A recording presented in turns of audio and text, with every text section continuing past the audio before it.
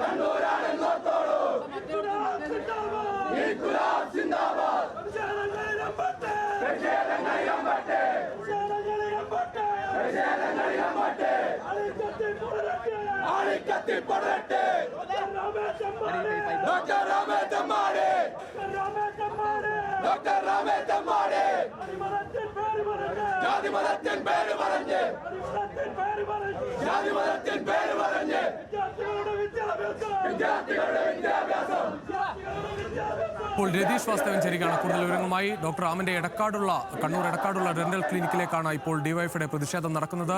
രതീഷ്, നേരത്തെ ചിറക്കുനിയുള്ള ഒരു സമാനമായ ഒരു ക്ലിനിക്ക് ഡിവൈഎഫ്ഐ പൂട്ടിച്ചിരുന്നു. ഇപ്പോൾ എടക്കാടുള്ള ക്ലിനിക്കിലേക്കും വലിയ പ്രതിഷേധം നടക്കുന്നു. ഒരുപാട് പ്രവർത്തകരാണ് അവിടെ പ്രതിഷേധത്തിൽ പങ്കെടുക്കുന്നത്.